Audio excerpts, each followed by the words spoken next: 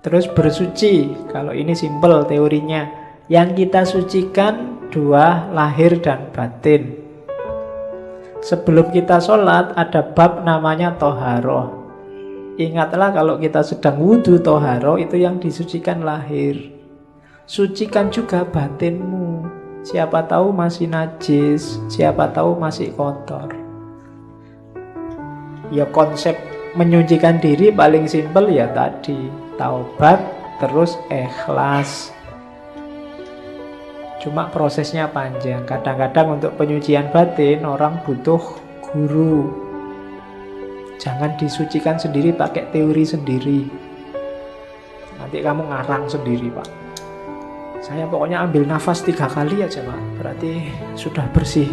Semua kotor-kotor dalam diriku itu ngarang berarti. Ada baiknya nyari guru yang kamu anggap ngerti gimana caranya membersihkan diri, menyucikan batin. Jadi selama ini kita hati-hati sekali biar zahir kita suci.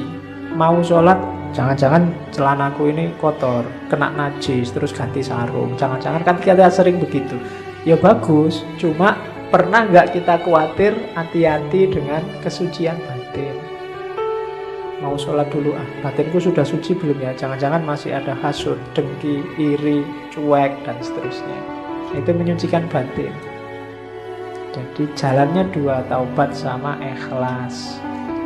Makanya sholat itu ya diancang-ancang sebentar lah, jangan ujuk-ujuk. Apalagi jamaah, imamnya sudah mau rukuk, datangnya telat, ujuk-ujuk langsung sholat.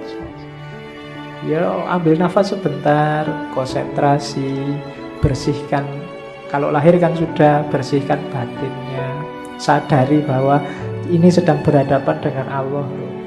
Ya tidak usah tegang. Tapi juga kalau bahasa agama itu kan sholat itu rumusnya 2, khudu' sama khusyuk. Khudu' itu aktivitas fisiknya, khusyuk itu aktivitas batinnya. Jadi khudu' itu tunjukkanlah bahwa ini sedang sholat, sedang berhadapan dengan Allah. Jangan bikin gerakan aneh-aneh, jangan mengucapkan yang aneh-aneh. Itu yang oleh para ahli fikih dirumuskan macam-macam. Ada yang tidak boleh gerak 3 kali, tidak boleh macam-macam, itu sudah. Itu dari para ahli fikih. Intinya apa? Fisiknya harus khudu', tunduk, menunjukkan sedang berhadapan dengan Allah. Ya mungkin logikanya kalau sudah gerak 3 kali berarti sudah nggak konsen sudah. Oke, itu untuk penyucian sholat. Dalilnya Syekh Abdul Qadir Jailani, sholat itu ada 2 jenis, sholat lahir sama sholat batin atau sholat kolbu. Dalilnya apa? Al-Baqarah 238. Hafidhu ala sholawati was sholatil wusto. Sholawati itu sholat 5 waktu itu. Kalau sholat wusto itu sholatnya kalbu. Kenapa disebut sholat wusto? Karena kalbu itu letaknya di tengah-tengah tubuh kita. Dan kalau kita sholat fisiknya, kalbunya harus sholat. Karena ada hadisnya Nabi itu, la sholata illa bihuduril kolbi. Ya, meskipun dalam prakteknya susah, kita kadang sholat itu pikirannya melayang kemana, kolbunya juga ikut kemana. Padahal nilainya sholat ketika kolbunya hadir.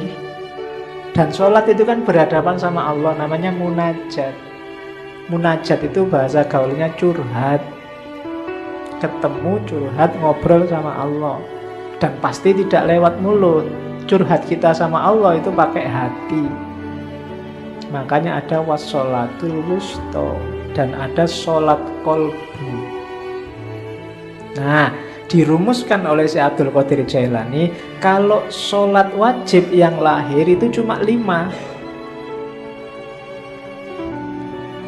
Sholat kolbu inilah yang anytime, yang harus kita bawa tidak hanya waktu sholat, tapi di luar sholat. Kolbu kita yang tadi waktu sholat hadir juga harus sholat di luar waktu sholat. Sholatnya apa sih kolbu kita itu?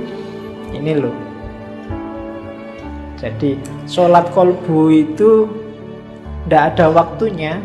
terus-terusan. Ini yang sholat tanha anil fasya wal mungkar, itu sholat kalbu.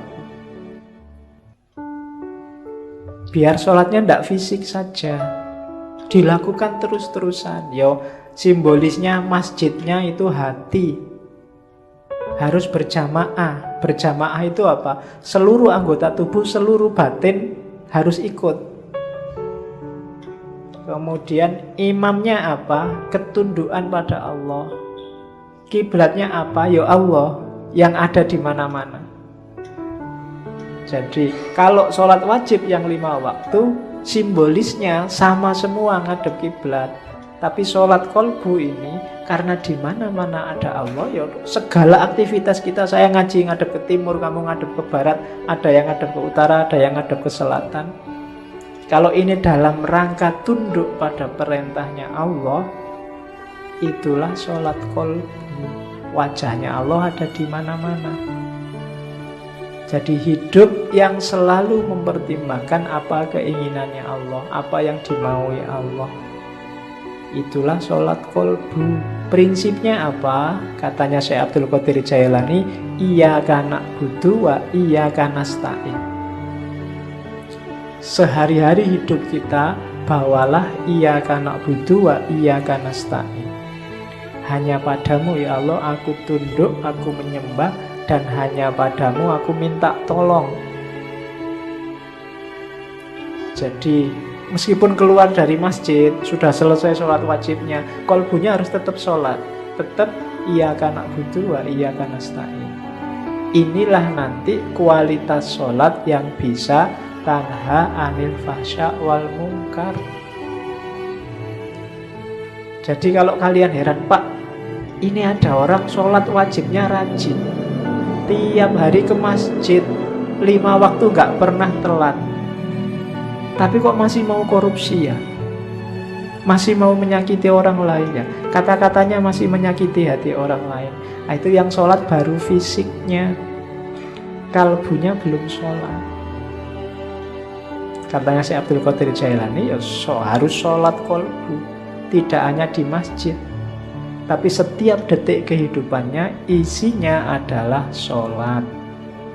Itulah nanti yang disebut sholat